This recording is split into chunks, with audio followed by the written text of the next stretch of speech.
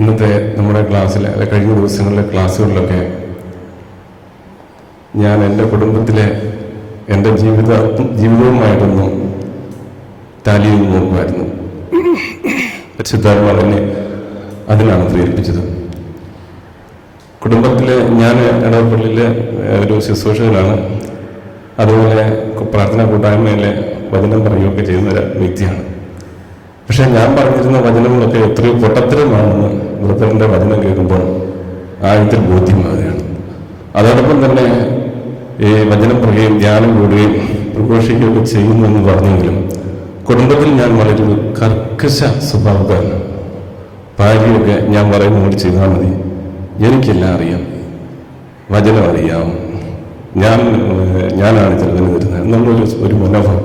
ആ മനോഭാവത്തിനെ ഒത്തിരി എന്താ പറയുക പിടിച്ചു പറിച്ച് ആ സ്വഭാവത്തിൽ മാറ്റണം എന്നുള്ളൊരു ഉൾബോധ്യം എനിക്ക് ആദ്യമേ കിട്ടി. അതിന് ദൈവത്തിന് പ്രത്യേകം നന്ദി പറയുന്നു.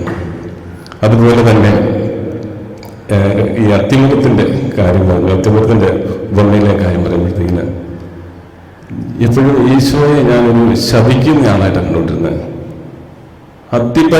അത്തിമരത്തിൽ പഴയില്ലാത്ത സമയത്തും അതിൻ്റെ ചുവട്ടിൽ ചെന്ന പഴം അന്വേഷിക്കുക, ഇല്ലെന്ന് കണ്ടപ്പോൾ ശപിക്കുക, എന്തൊരു വിരോധാഭാസമാണ് ചിന്തിച്ചു പോയി. അതിന് ഒത്തിരി ആ ഒരു കാഴ്ച, ഈശോ ശപിക്കുന്ന ഒരാൾ, ഒരു കാരണമില്ലാതെ ശപിച്ച ഒരാൾ എന്നുള്ളൊരു മനോഭാവത്തിലാണ് ഞാൻ ഈശോയെ കണ്ടിരുന്നത്.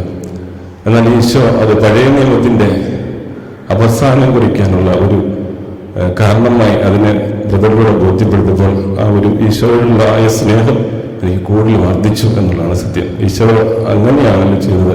എൻ്റെ കാഴ്ചപ്പാട് ശരിയായ കാഴ്ചപ്പാടിലെന്നുള്ള മനോഭാവം എനിക്ക് മനസ്സിലായി. അതുപോലെ തന്നെ ഒരുപക്ഷെ നിങ്ങൾക്ക് എല്ലാവർക്കും തോന്നുന്ന ഒരു കാര്യമായിരിക്കും, ബ്രദർ വചനം പറയുമ്പോൾ എമ്മാവൂസിലേക്ക് പോയ ശിഷ്യന്മാരെ പോലെയാണ് നമ്മളെല്ലാവരും ഇരിക്കുന്നത്. ശരിയാണോ? കാരണം നമ്മൾ ഹൃദയം ഇങ്ങനെ ജ്വലിക്കുകയാണ്. ഇനി എന്താ ബ്രദറിന് വരാൻ പോണത്? ഇതാണ് സത്യം. ഇത് ഗ്രഹിക്കണമെന്നുള്ള മനോഭാവമാണ് പെട്ടെന്ന് ഉണ്ടാകുന്നത്. ഇത് വരുന്ന പരിശുദ്ധാത്മാവിനും പിതാവായ ദൈവത്തിനും യേശുക്രിസ്തുവിനും നന്ദി പറയുന്നതോടൊപ്പം ബ്രദറിന്റെ ഈ തുടർന്നുള്ള ക്ലാസ്സുകൾ നമ്മളെ കൂടുതൽ ഉജ്ജ്വലിപ്പിച്ച് എമ്മാവൂസിലേക്ക് പോയ ശിഷ്യന്മാർ എപ്പോഴാണ് അവർക്ക് ആ തുറവി കിട്ടിയത്? വിശുദ്ധ കുർബാന സ്വീകരിച്ചപ്പോഴാണ്. ഈശോ അപ്പം മുറിച്ച് നൽകിയപ്പോഴാണ് പൂർണ്ണമായി മാറുന്നത് ബോധ്യം.